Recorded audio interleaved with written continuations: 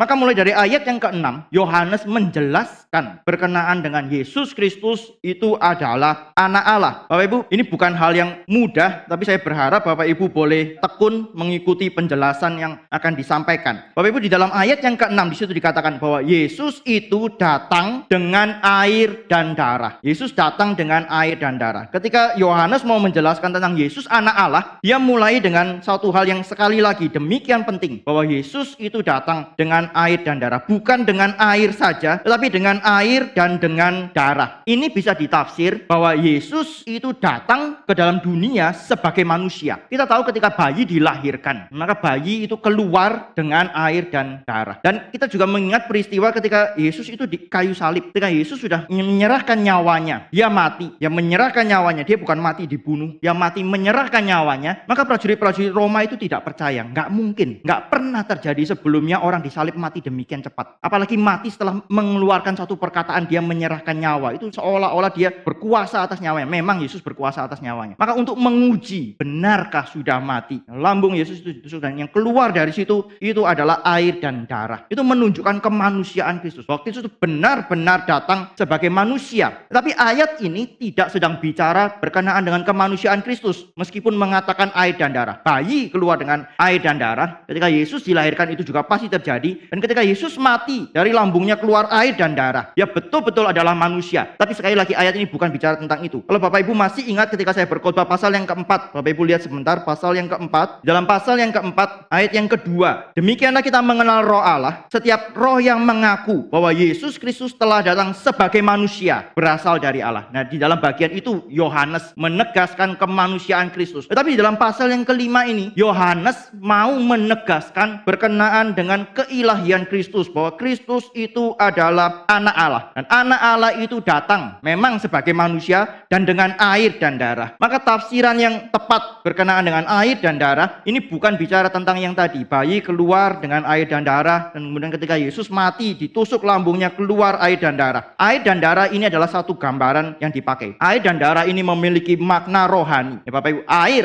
itu berbicara tentang pembasuhan. Jadi dalam perjanjian lama ada ritual pembasuhan, nanti saya akan jelaskan. Dan darah itu berbicara tentang pengampunan dosa melalui persembahan korban. Persembahan korban, ada binatang yang dipersembahkan, mengalirkan darah, baru kemudian ada penebusan. Saya mau mengajak Bapak Ibu untuk membaca beberapa ayat terlebih dahulu. Yang pertama dari Ibrani 9 ayat 19 sampai 22. Ini mengutip dari perjanjian lama sebenarnya. Sebab sesudah Musa memberitahukan semua perintah hukum Taurat kepada seluruh umat, ia mengambil darah anak lembu dan darah domba jantan serta air dan bulu merah dan hisop, lalu memerciki kitab itu sendiri dan seluruh umat sambil berkata, inilah darah perjanjian yang ditetapkan Allah bagi kamu, dan juga kemah dan semua alat untuk ibadah dipercikinya secara demikian dengan darah, dan hampir segala sesuatu disucikan menurut hukum Taurat dengan darah, dan tanpa penumpahan darah tidak ada pengampunan. Bapak Ibu perhatikan, darah dan air dipakai, dan kemudian di ayat yang ke-22 dikatakan tanpa penumpahan darah tidak ada pengampunan. Ya Bapak Ibu nanti bisa lihat di bagian bawah, ini diambil dari Keluaran pasal yang ke-24. Karena mari kita melihat Imamat 14 ayat 51 sampai 57. Lalu ia harus mengambil kayu aras dan hisop, kain kirmisi dan burung yang masih hidup itu, dan mencelupkan semuanya ke dalam darah burung yang sudah disembelih dan ke dalam air mengalir itu. Sekali lagi ada darah burung yang sudah disembelih, burung itu disembelih di atas air yang mengalir di dalam satu wadah. Kemudian ia harus memercik kepada rumah itu 7 kali. Kenapa? Perhatikan ayat yang berikutnya. Dengan demikian ia harus menyucikan rumah itu dengan darah burung, air mengalir, burung yang hidup, kayu aras, hisop, dan kain kirmisi. Dan burung yang hidup itu harus dilepaskan keluar kota ke padang. Dengan demikian ia mengadakan pendamaian bagi rumah itu. Maka rumah itu menjadi tahir. Itulah hukum tentang setiap penyakit kusta, kudis kepala, tentang kusta pada pakaian dan rumah, tentang bengkak, bintil dan panau, untuk memberi petunjuk dalam hal najis atau dalam hal tahir. Itulah hukum tentang kusta. Ya Bapak Ibu, konsep orang kuno berbeda dengan kita. Ya, kalau kita sekarang bicara kusta itu selalu ada pada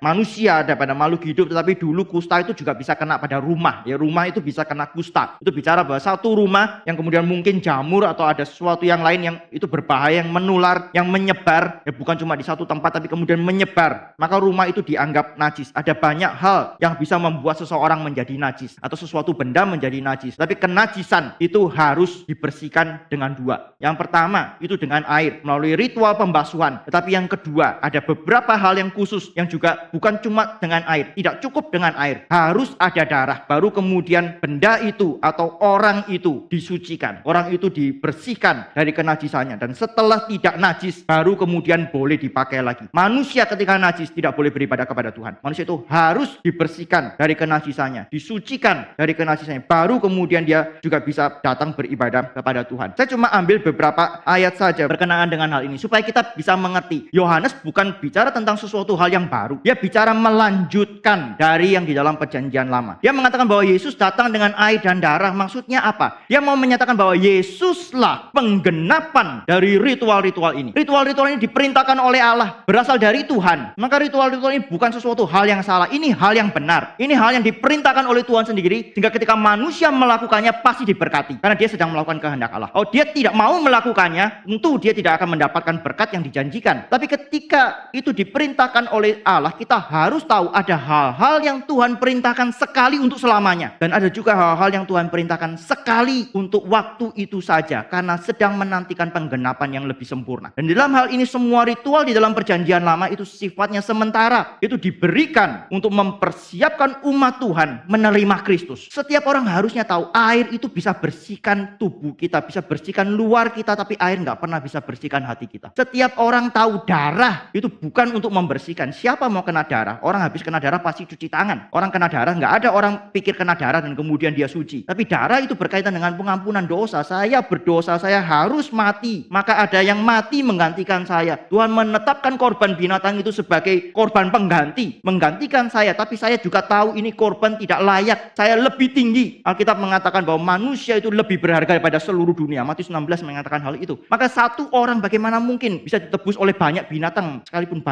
sekalipun setiap hari ada korban binatang yang dipersembahkan kepada Tuhan menggantikan, nggak mungkin bisa menebus kita. Maka manusia tahu ini adalah sesuatu hal yang memang diperintahkan oleh Tuhan, tetapi sebenarnya secara nilai itu tidak cukup. Harus menantikan kepada satu korban yang sempurna, yaitu Yesus Kristus. Satu korban yang betul-betul tidak bersalah, bukan cuma tidak bersalah, tapi dia adalah Allah sendiri, karena dia adalah Allah yang kekal, dia adalah Allah yang tidak terbatas. Maka dia juga bisa mengampuni banyak orang, bukan hanya menebus satu orang saja, satu menebus satu, tetapi dia bisa menebus banyak orang sekaligus dengan satu kali memberikan korban. Kristus itu adalah korban yang sempurna. Dia sekali memberikan korban, dan itu menyelesaikan seluruh ritual yang ada di dalam perjanjian lama. Maka ketika Yohanes bicara ini, Yesus Kristus itu datang dengan air dan darah. Dia mau mengajar kepada kita bahwa semua ritual yang dituntut oleh Allah di dalam perjanjian lama berkaitan dengan penyucian, berkaitan dengan pengampunan dosa, itu sudah digenapkan di dalam Kristus. Maka kalau kita kembali lagi ke atasnya, kalau kita percaya kepada Kristus yang demikian, kita adalah orang-orang yang sudah menang di dalam Kristus, sudah mengalahkan dunia di dalam Kristus. Bukan kita yang menang, Kristus yang menang. Tapi karena kita percaya kepada Dia, kita disatukan dengan Kristus oleh Roh Kudus, dan kita mendapatkan benefit itu, kita mendapatkan bagian kemenangan itu. Maka kalau kita sudah diubah demikian, kita adalah orang-orang yang pasti menyukai firman, kita adalah orang-orang yang pasti menyukai perintah-perintah Allah.